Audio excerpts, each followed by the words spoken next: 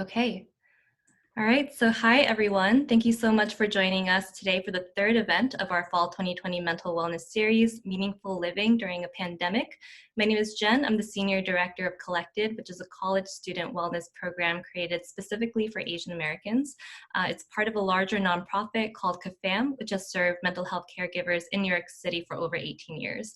So first, I want to welcome our workshop series co-sponsor, NAMI New Jersey.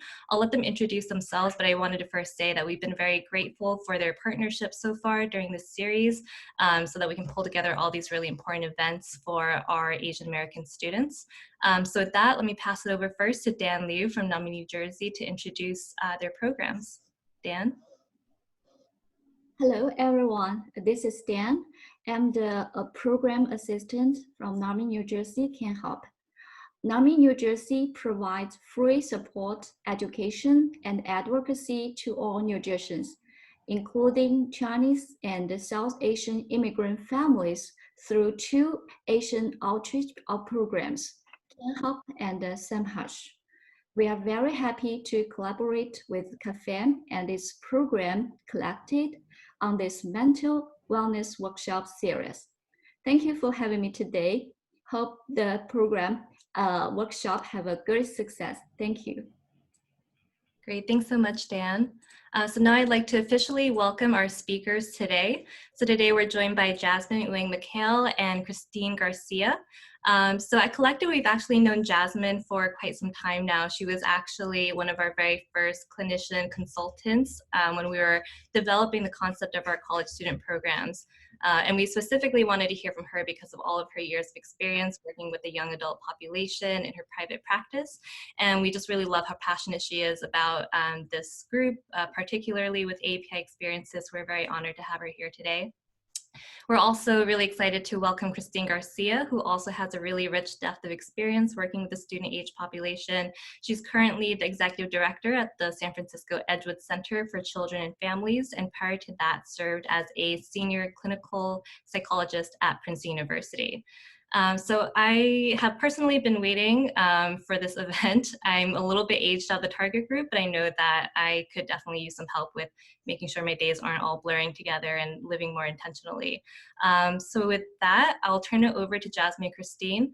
Although one quick note, so it's going to be a presentation and kind of interactive workshop structure throughout this event. But if you guys have any questions, definitely feel free to just pop them into the chat box and we'll be moderating that. And then at the very end, we'll have a Q&A time period to answer all your questions. All right, so Jasmine and Christine. So welcome to all of you. It's wonderful to spend this time together. And I'm grateful for our virtual format that makes it possible for us to do so. I just want to thank Lynn and Jennifer and Dan for organizing this event. And I'm really excited. And Christine and I have been talking for several days about it and how much we're looking forward to spending this time together with you. So today we're going to be doing some journaling reflection. So I encourage you to go, if you haven't already, and get something to write with and some paper. If you prefer to journal on your computer or device, you're also welcome to do that.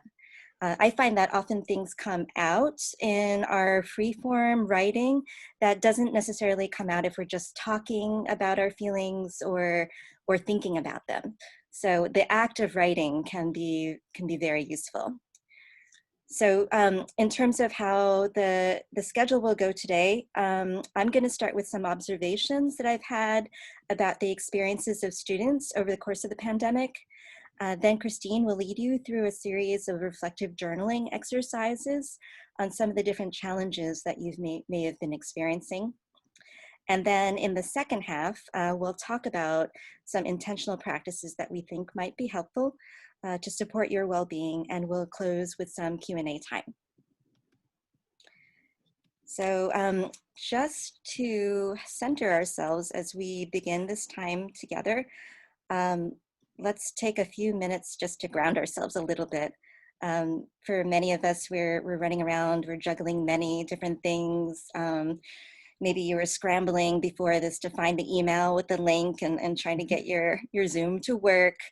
So let's just take a moment and like reconnect with our bodies a little bit.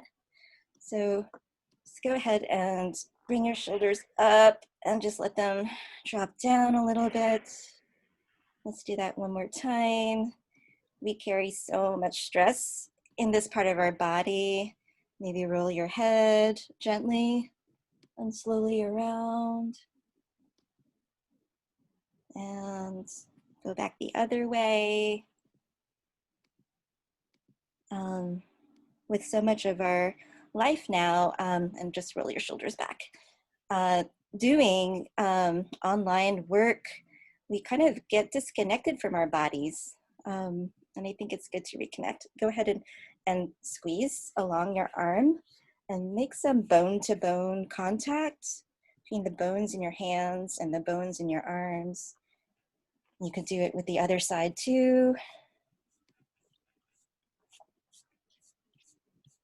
And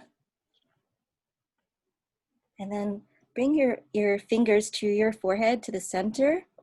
And again, bring the tips of the bones of your fingers to contact the bone in your forehead and just sort of swipe back. We use these facial muscles all day long.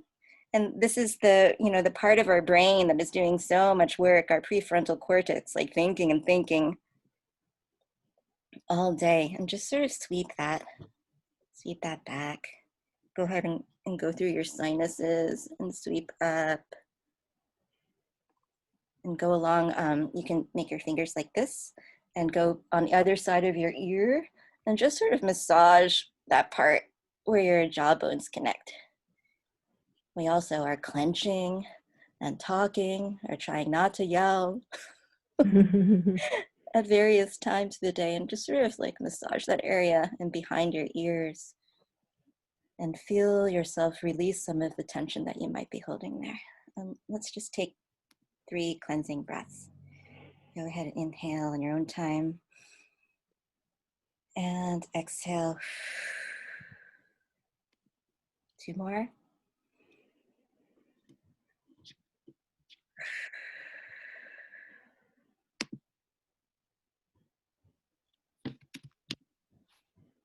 And your 3rd one, exhale. Good.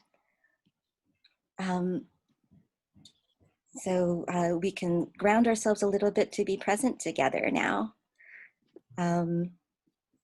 So let me share some of my observations with you about things that I've seen students go through, and some of these may be similar to things you've been experiencing, some may be different.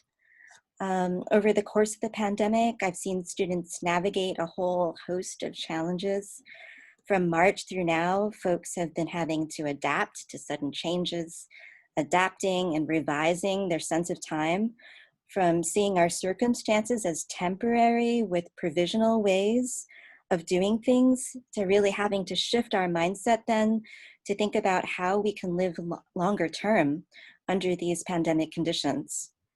Folks have struggled with putting longer term plans on hold to deal with what comes day by day and week by week, because God knows that's been different every day and every week. But over time, we've also had a sense that we feel like we need to be able to plan further into the future and move towards our longer term goals, like of completing academic coursework and graduating, preparing for a work life after school, preparing for future careers, and with the hope of becoming independent and moving out for many. Students have felt challenged as they seek out friendships and dating. Like, how do you even date during COVID? People are finding ways to do this. Socially, they try to maintain connections with others, and have been spending a lot of time and energy also supporting the folks in their social network, including family members, while trying to keep their own heads above water at the same time. For some of the LGBTQIA folks I work with living at home, when they have had families who are not affirming, it's meant hiding and suppressing basic aspects of who they are, without having that freedom of movement that they ordinarily would have outside of home. Boundaries with family members has been challenging for many. especially if there's a family member who has untreated mental illness.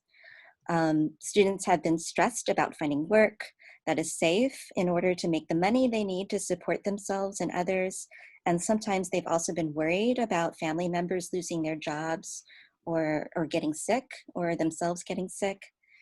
I found that international students have really struggled in this time, facing uncertainty and insecurity of having their visas threatened, limited, or revoked, with embassies or consulates also closed, or travel suspended, which makes it hard to renew their status. Many have had to figure out whether they even want to stay in the US or move back to their families who are in their countries of origin, with COVID restrictions separating loved ones for really long periods of time. This is all in our broader, in the context of our broader community and national context of rising and peaking and falling and then rising again COVID numbers, anti-Black and anti-Asian racism, and then the opposing anti-racist activism that's been coming, wildfires and storms, systems of oppression here in the US, and systems of oppression in Asian countries where many students have family and friends. So it's been hard. Adding to this list, there's the election, loss of people in our lives, loss of our way of life, loss of freedom of movement, and loss of the stability in our world that is necessary to plan for our future. So all the while, I see students trying to maintain like a normal sleep schedule and struggling with that, trying to attend classes and do coursework, trying to eat but not overeat or binge, trying to feel that things matter, and trying not to be overwhelmed by their feelings, managing feelings of sadness or anxiety, helplessness, panic, grief, or anger and frustration. I hear over and over things like, you know, how much longer is this going to be? I can't do this anymore. I'm so tired. It's hard to get motivated. It's really hard to focus or be productive.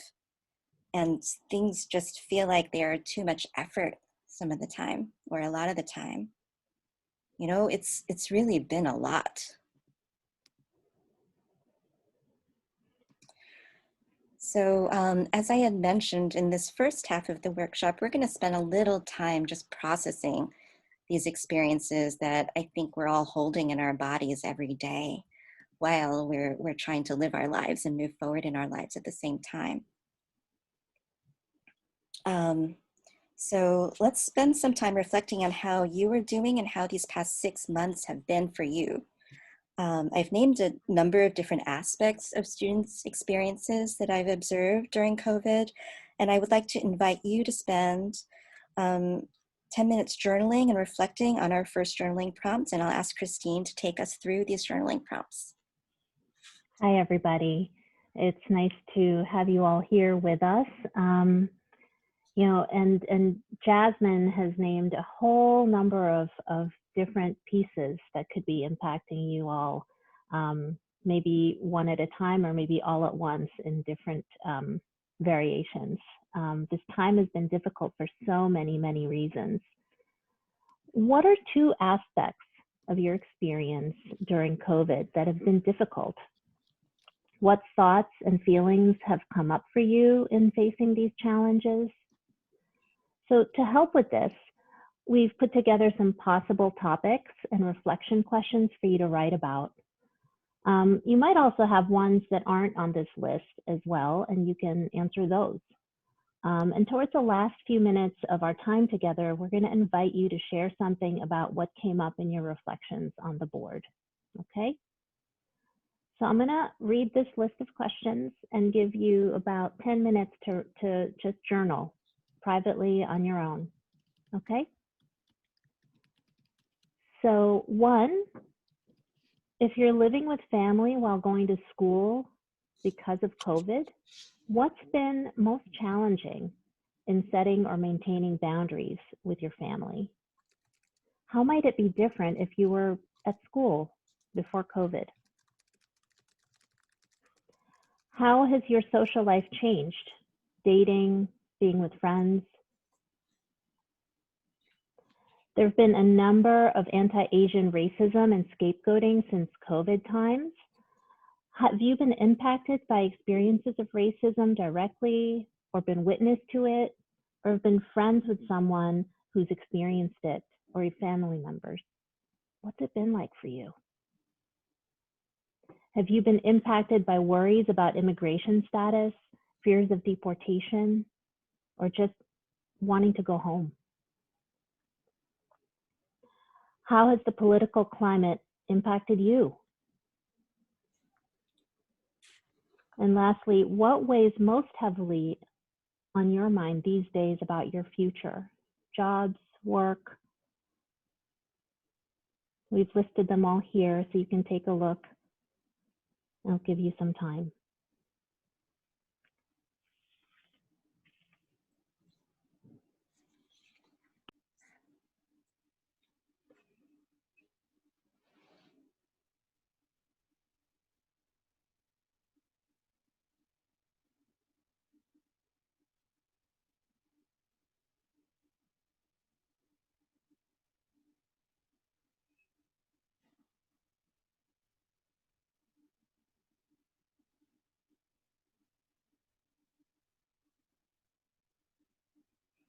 And just to clarify and just remind you, you can choose two things that have been challenging.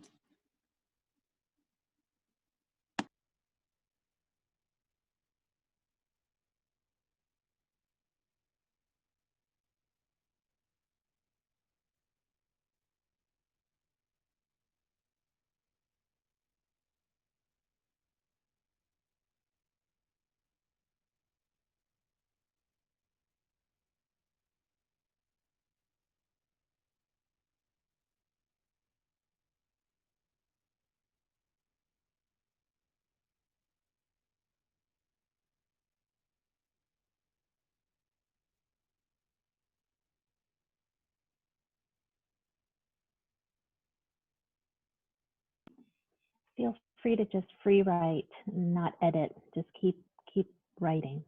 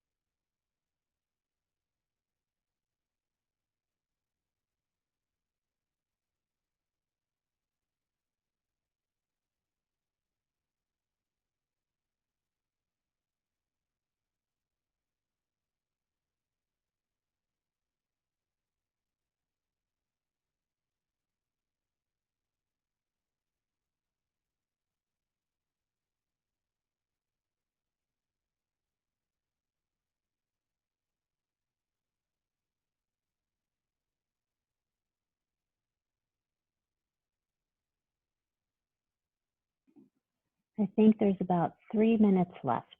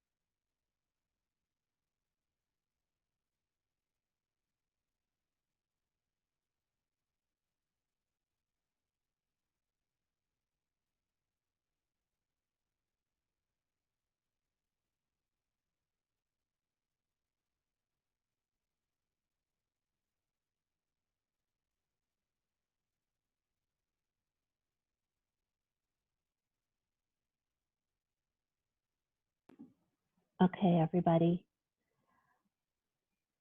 So, I was thinking that part of the reason why we're asking you to journal is this is a technique too that you could use readily coping strategy. It's to get it out of your mind and onto paper and some other form, because sometimes when our thoughts are just going over and over in our heads, there's been research done that actually writing can be healing in and of itself.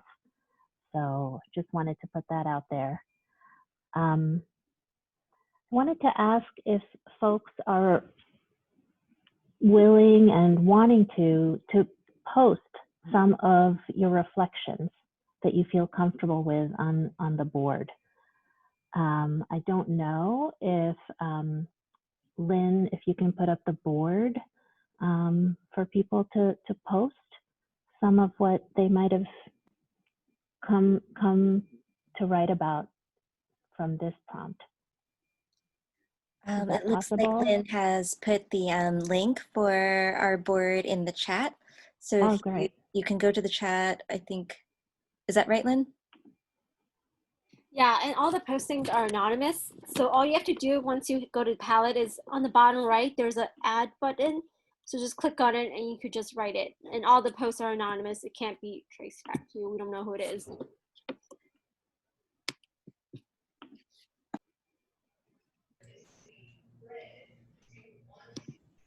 Lynn, I don't actually see the add button on the bottom. I don't know if anyone else sees it. It's like a plus sign on the bottom right.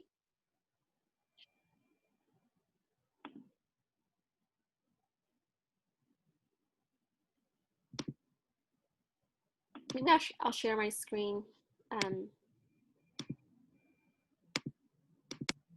So what you should see is, sorry, this little button here on the right. You click on it. No one sees it. I don't see it on mine.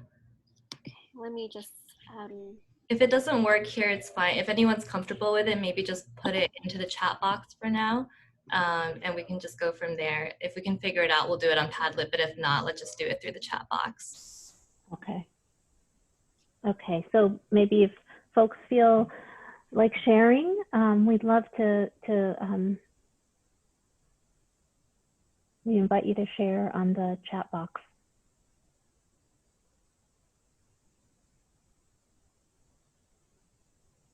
I'm sorry, I have a quick question. I know that we're 30 minutes in, but is it okay that I'm not Asian and I'm joining the workshop? Okay, perfect. Absolutely. Welcome. Thank you.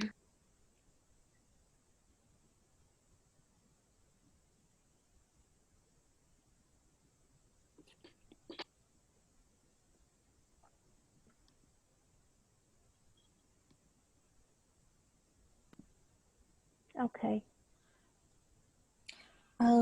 So I think given the chat box is limited, maybe if folks just want to name the topic of the two challenges that you wrote about.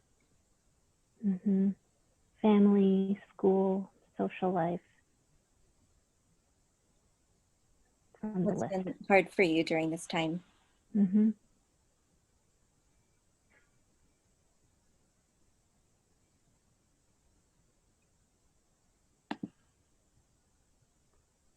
Yeah. Absolutely.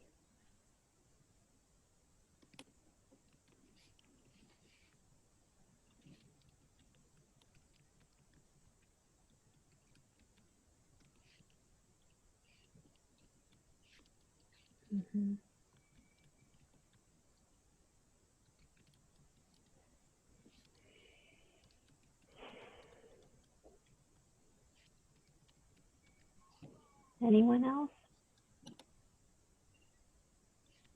We have two, just so you know, we have 3 more journaling prompts. They're not going to take as long.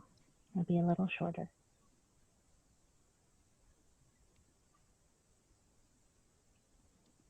Thank you for sharing.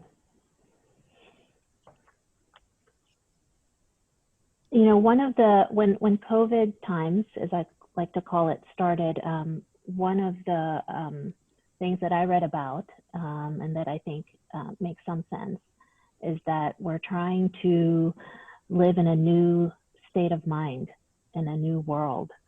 And what that kind of means is that we've also left a different place and time. So I guess with that in mind, this next prompt, which we'll give you 5 minutes for, what do you miss? What have you lost? What are you grieving?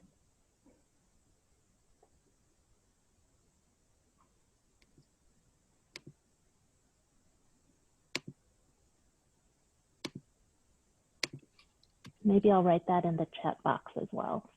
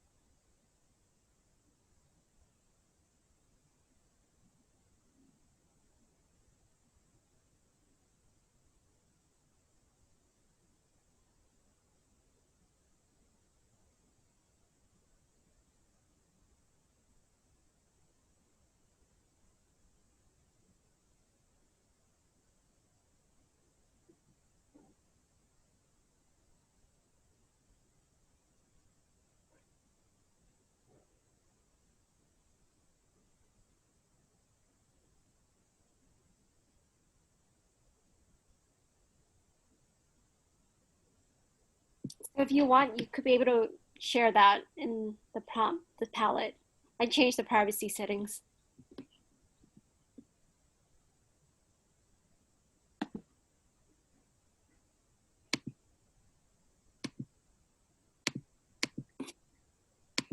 So yeah, we invite you to write down, share, it's anonymous on the Padlet, what you find yourself writing about with this prompt.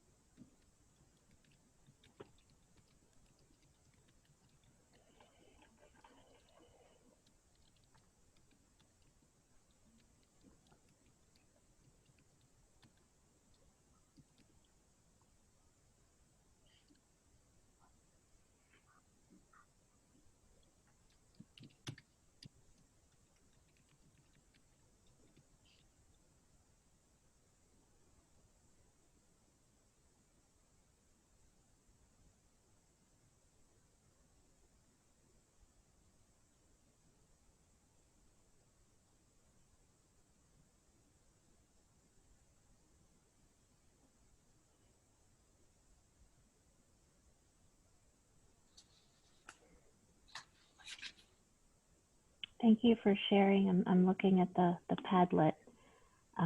Just a question, Lynn. Do I just toggle back and forth between the Padlet and the Zoom screen? Is that how best to do it? I could also I could just share the screen too.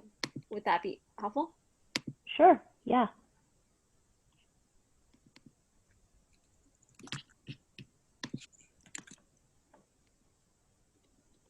Thank you.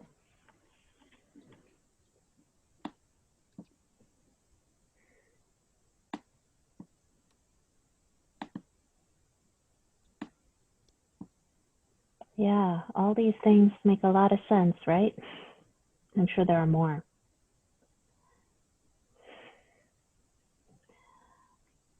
Okay.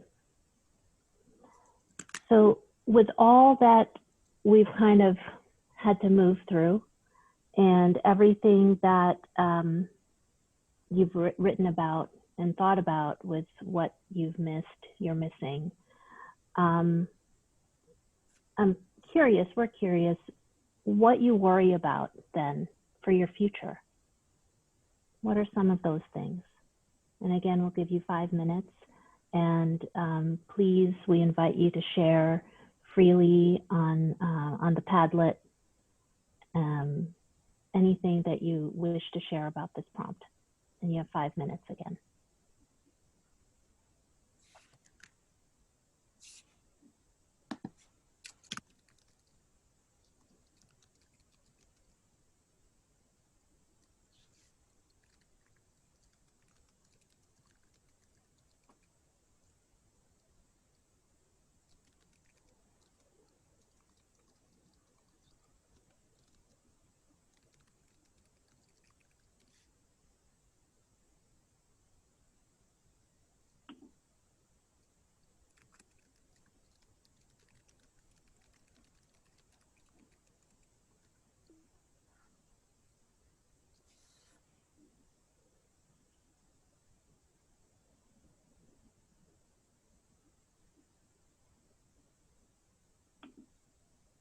Oh, you know what, Lynn?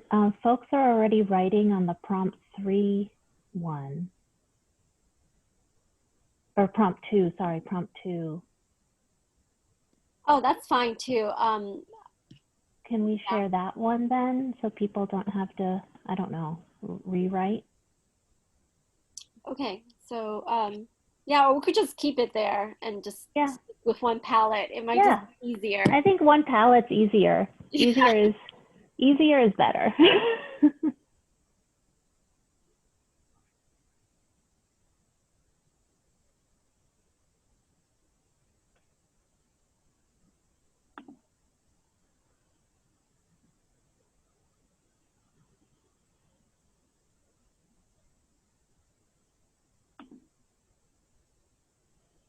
Could we share that screen?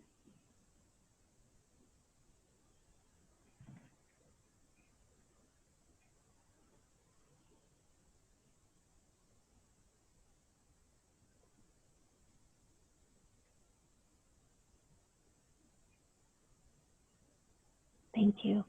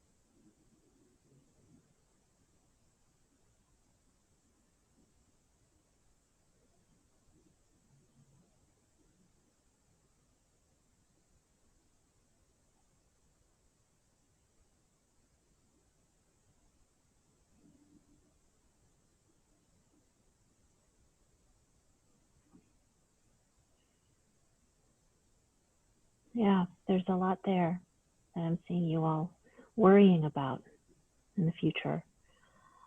You know, given I think what you all have been writing about, I'm curious with this next question, we're curious to find out then, how have you been coping thus far?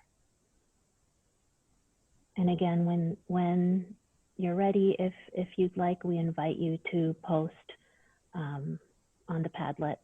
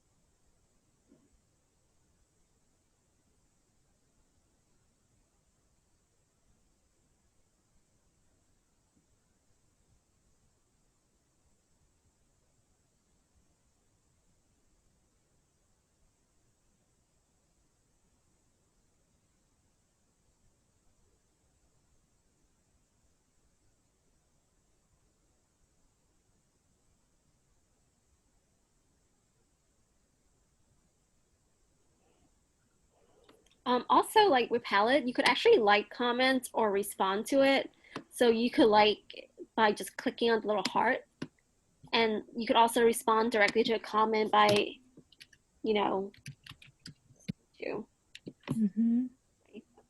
my name's there because like I'm the owner of the account, but when you respond, you shouldn't. It should be also be anonymous. Okay.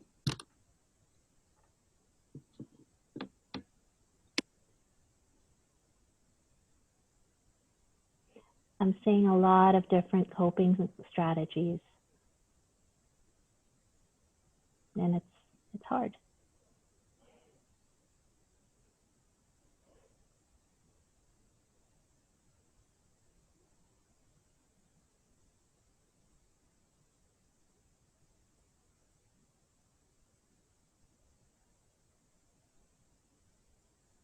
And some of these coping strategies look like they kind of target different aspects of how to calm yourself through learning, through the body, by journaling, being gentle with yourself, forgiving yourself. Absolutely.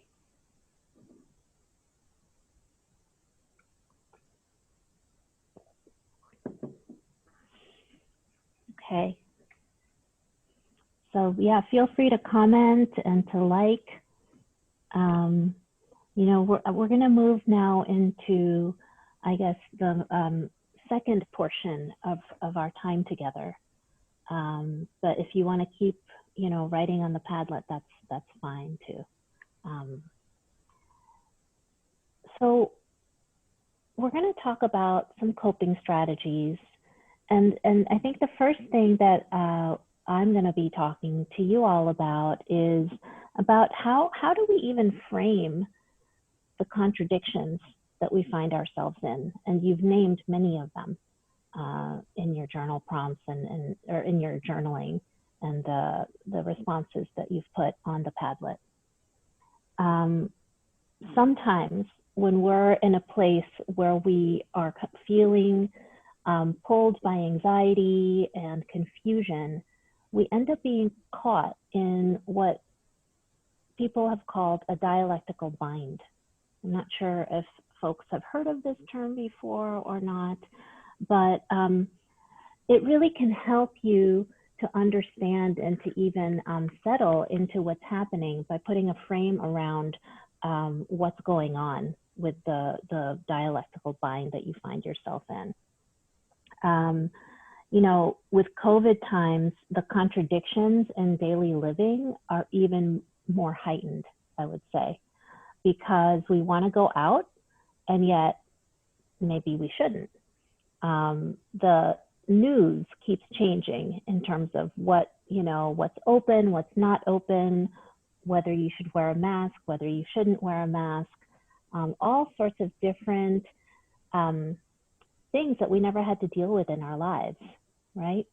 And it makes planning really difficult too. I think what has happened during COVID times is that our sense of groundedness and rootedness has really shifted. And we're kind of functioning a lot of times on the short term, like what's next, what's next, what's next.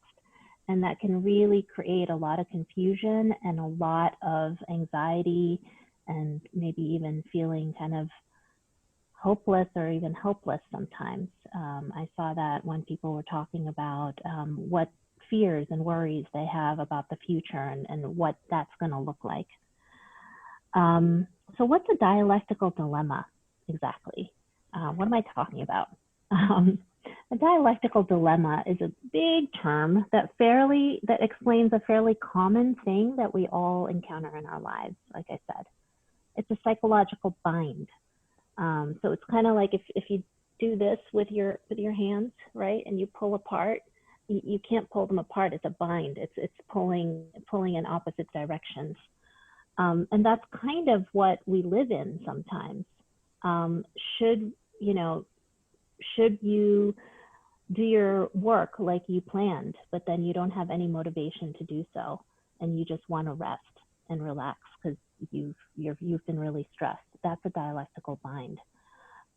If you can imagine a seesaw with different opinions or truths, and they're usually opposite, and yet somehow they kind of need to be true all at the same time. You want to be with your friends. You need to be with your friends, but you also need to stay home because it's not maybe safe to go out during a certain period of COVID times, right? We all face that dilemma. You want to be a responsible person and do your work, and yet you can't because it's just life is too crazy and you can't focus. What are you going to do? And so dialectical thinking is the ability to view issues from multiple perspectives and then to arrive at a reasonable conclusion. COVID times, like I said, has made it more intense.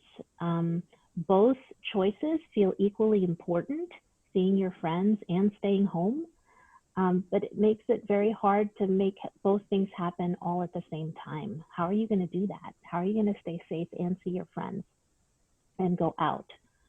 COVID has increased these for people and introduced new ones too, okay? And Jasmine has talked to you today about how she's seen that in the people that she sees in her practice. So I'm going to name some for you, and maybe you have some more. They're kind of all over the place in our lives right now, I think. And as I name these, think about what you wrote down today and see where they might fit.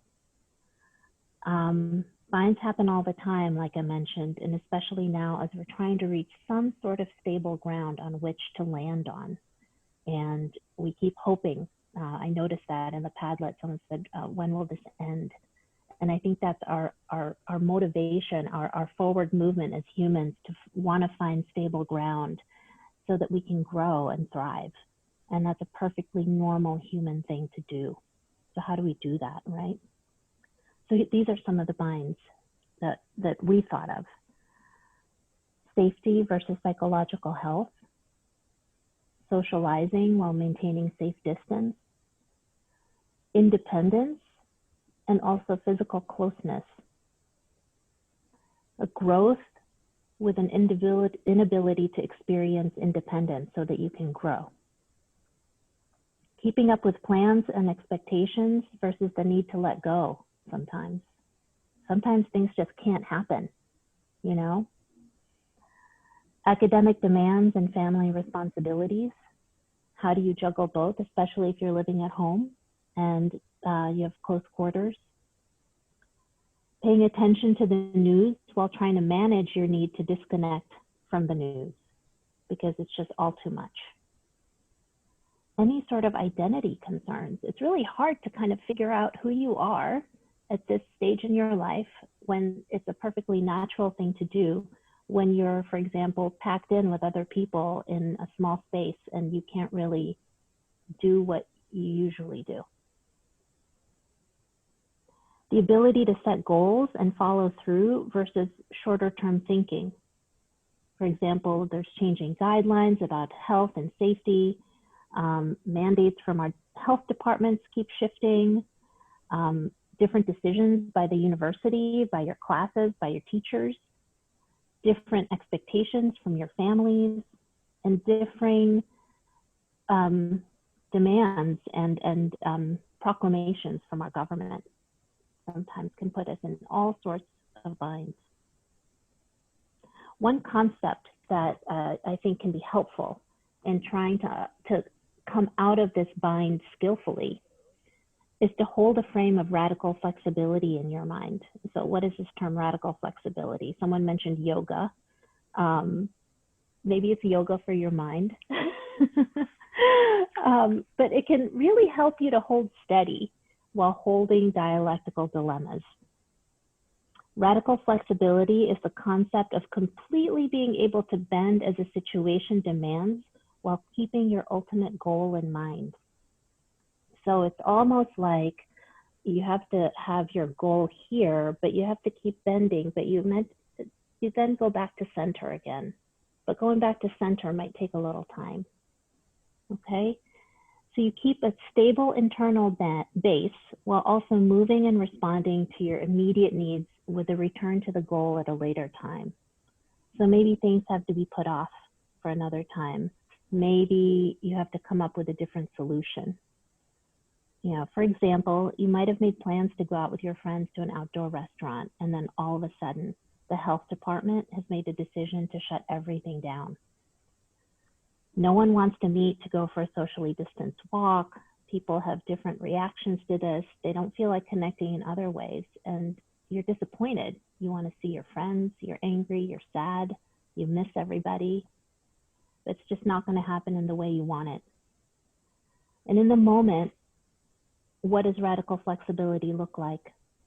So maybe you can let go of that goal, of that plan of seeing your friends. And maybe you need to take care of yourself, your needs, your disappointment, and soothe yourself. Be kind to yourself. You do some yoga, listen to some music, journal, something to soothe your disappointment, because that's important. And then when you're feeling more centered again, maybe you can connect with your friends, and maybe they're feeling more centered also, to find an alternative solution to what you planned. Maybe it's online through Zoom or House Party or any other of the million apps out there. Maybe you do a socially distanced walk. Maybe other people are feeling comfortable now.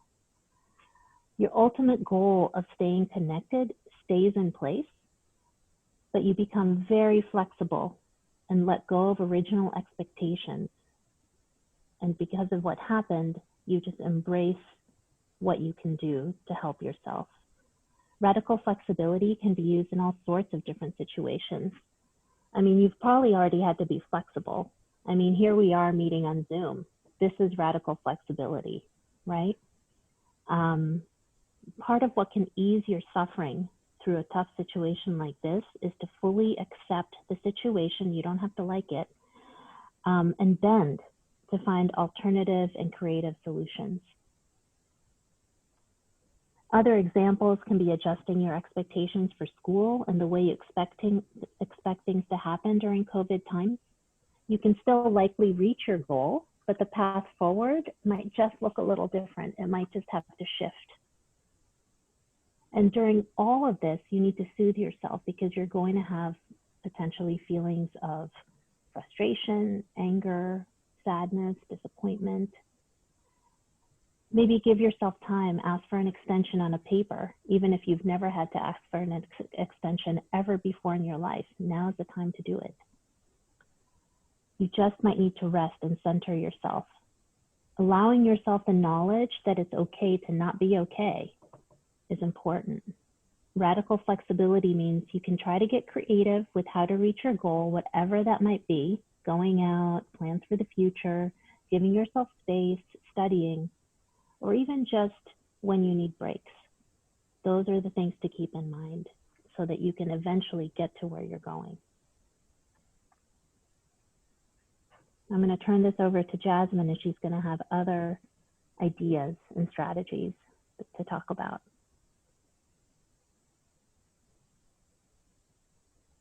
Oh, you're on mute, Jasmine. Thanks.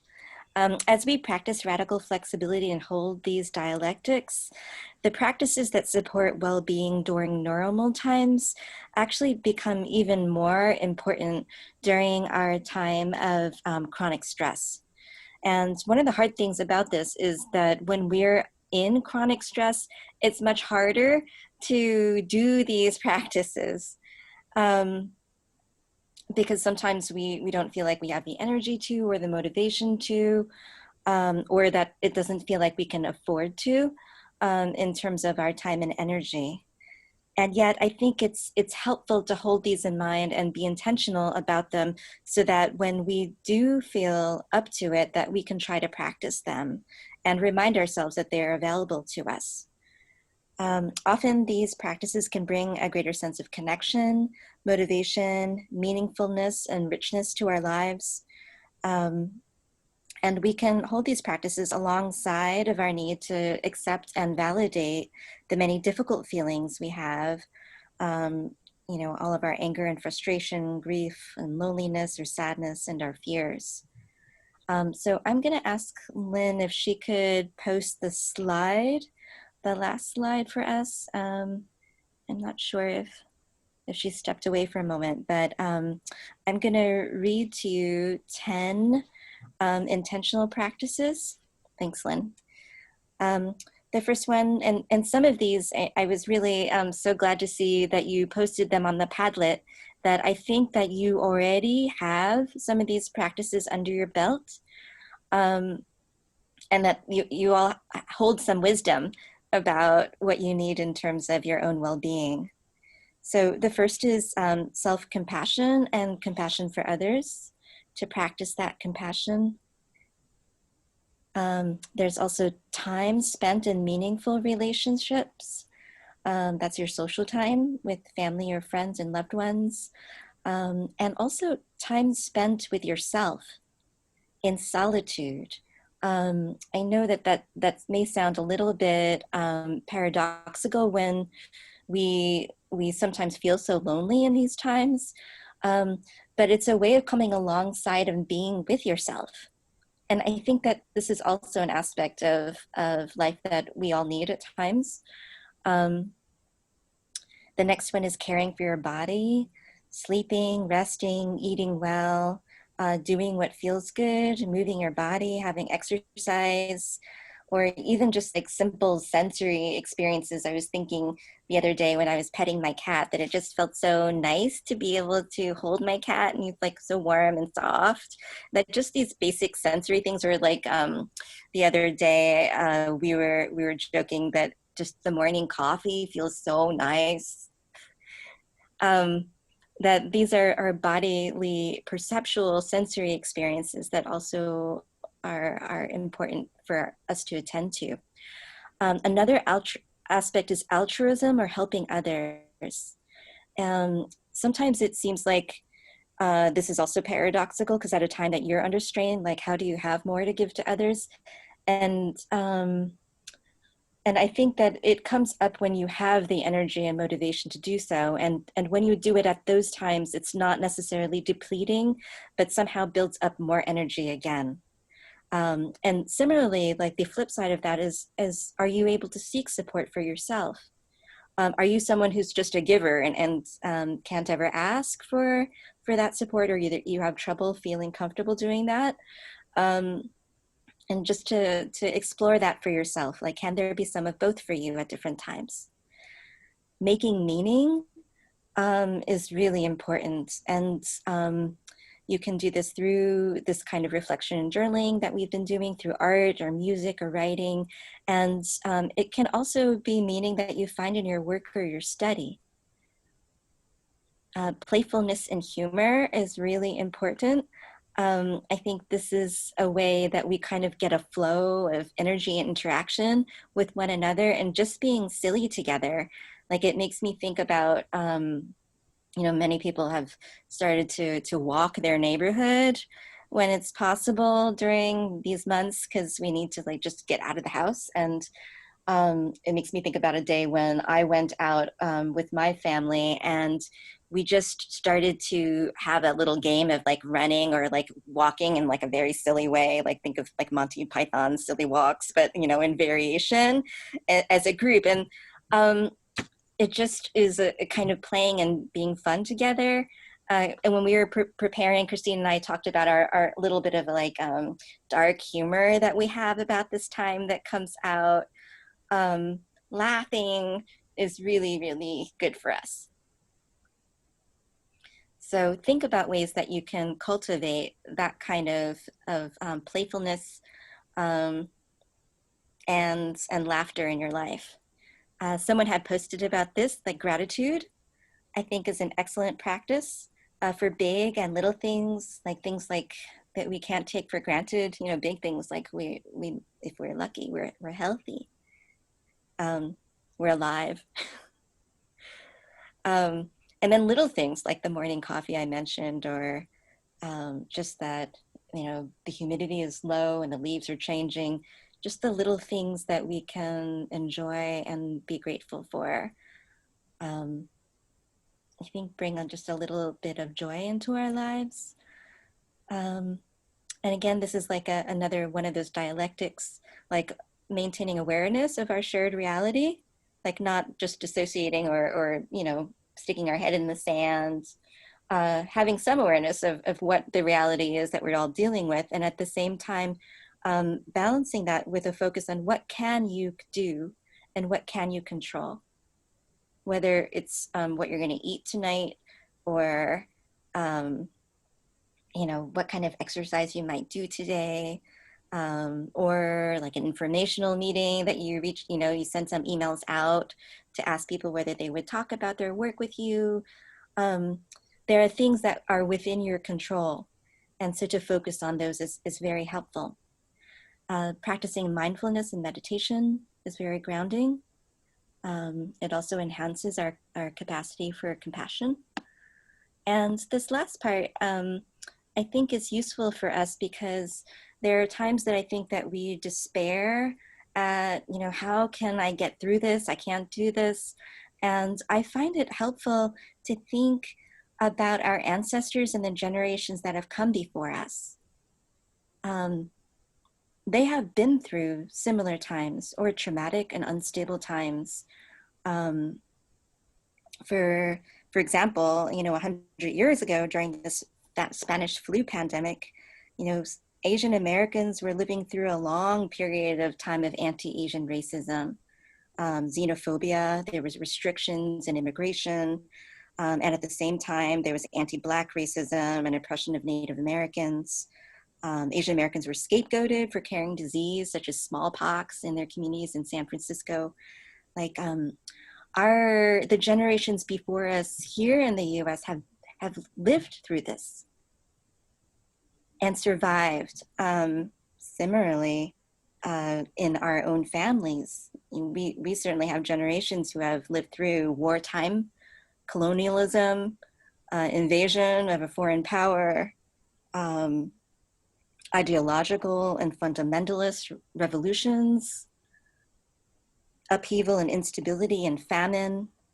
And we carry inside of us not only the intergenerational wounds of those traumatic experiences, but also their strength, their survival intuitions, their resourcefulness, and their perseverance. So I find it helpful to have that connection to these other generations, because it means that, like, maybe I could do this too. I don't want to, but if I have to, perhaps I can as well. So for this reflective journaling prompt, I want you to get a piece of paper, a blank one, and draw a large circular thing on it. Like, it could be a pie chart, it could be a bicycle wheel or a flower with many petals, and look at the list of 10 practices and think about which ones that you do, which ones you want to cultivate, and what size you would like them to be on your wheel. And we'll give you maybe 5 minutes to sort of write those topics on the edge, the rim of the wheel, or the edge of your flower petal, and then just fill in some notes or thoughts about that. And Lynn, if you could go back to the list of 10.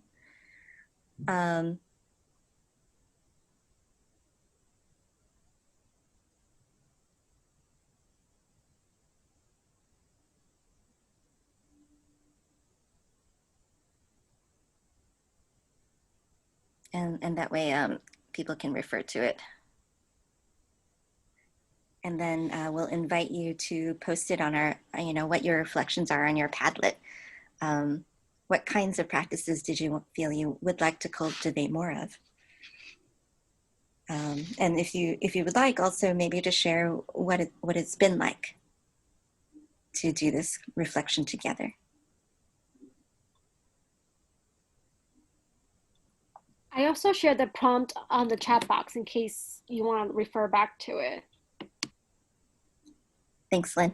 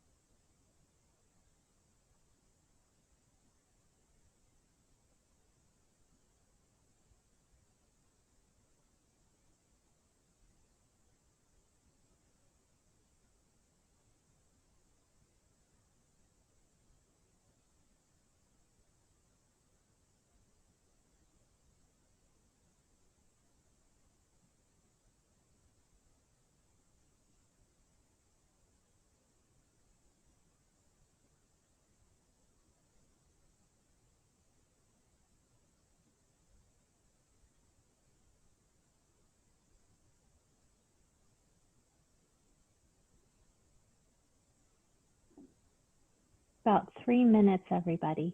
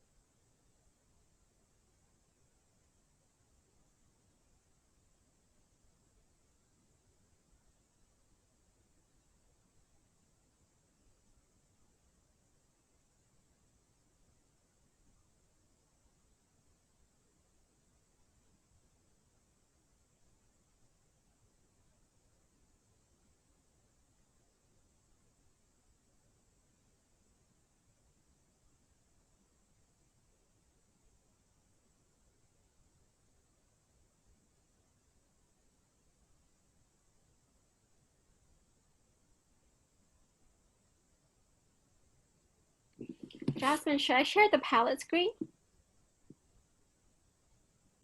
Yeah, I think we can go ahead and do that. Okay.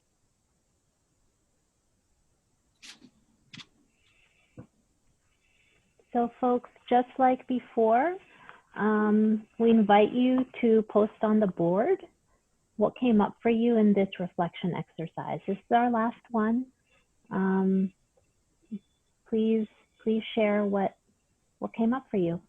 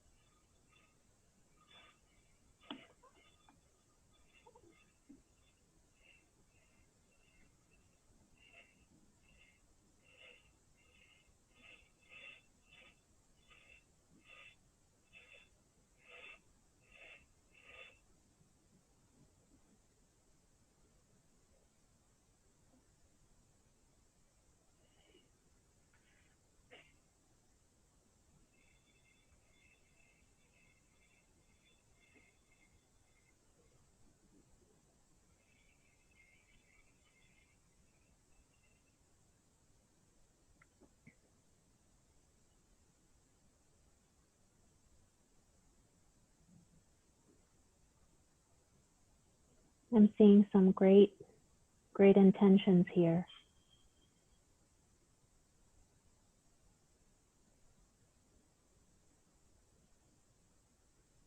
I have about 1 more minute.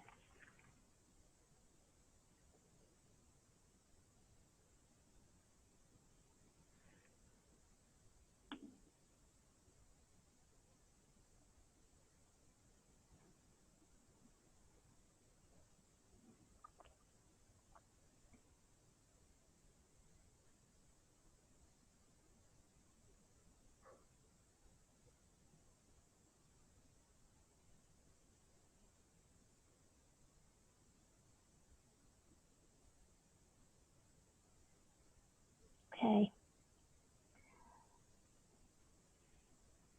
I want to thank everyone for posting. These are some really wonderful intentions, all really good and all addressing all the different parts of that help with successful or helpful, skillful coping.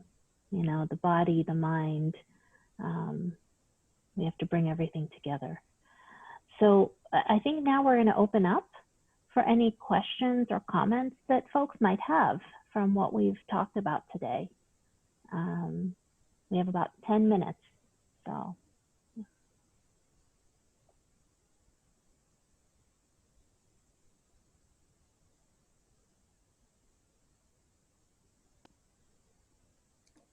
Feel welcome to post any comments or questions in the chat, or if you're comfortable and want to unmute yourself or put your video on, we would be happy to hear from you directly too.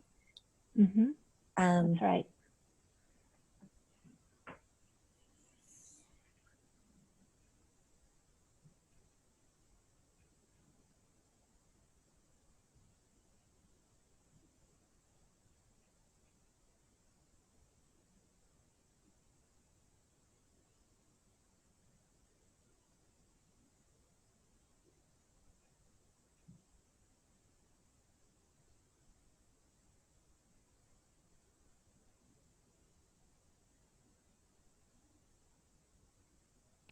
I have a question, not necessarily for Christine or Jasmine, but I was wondering how can can audience members share how they, after this workshop, what are some of the things that they want to do or like they feel like they could take away right away?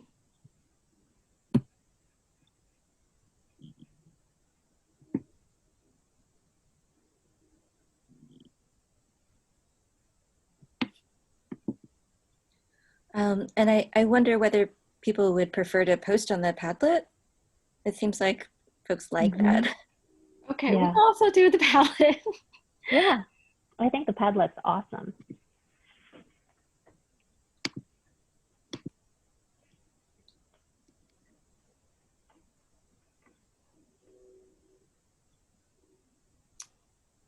I would like to share. Something that I took away was connecting more intentionally instead of kind of like on the surface, like, oh, how are you? How are you doing with COVID? Oh, good. You know, like it's more like intentional, getting deep. How are you really doing? And these exercises really kind of made me dig deep and feel, because for some reason it brought up a lot of emotion. So I think connecting intentionally. Mm-hmm. I think those are really great great ideas. I really like the question, how are you really doing? Or how are you doing really? Because it's almost automatic, right? When someone asks us, how are you doing? You just say, oh, okay.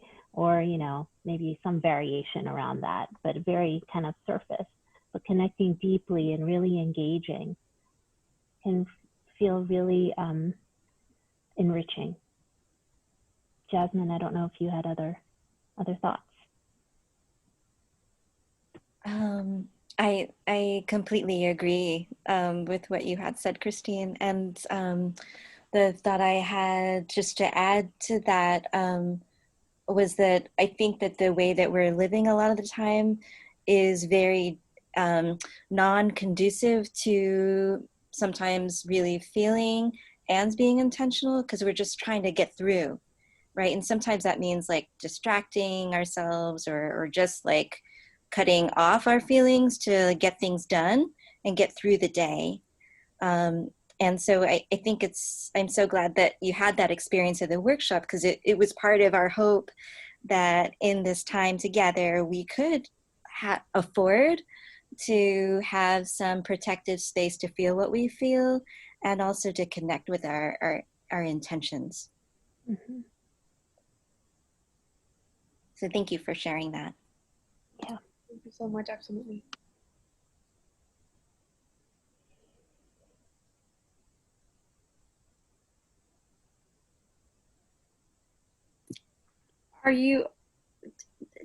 Is anyone leaving with more questions or more things they want to learn? Just curious.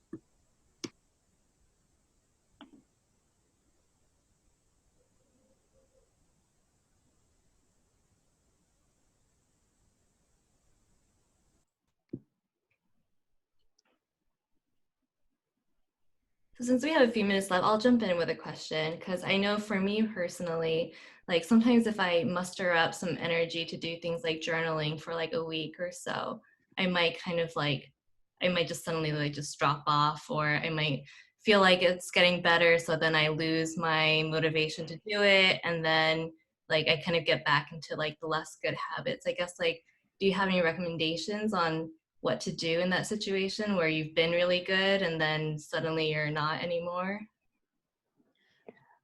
Oh, and I'm just gonna stop recording now that we're doing Q&A. How's that? Yeah, Sure. I can stop. Yeah, Jen, can you stop recording?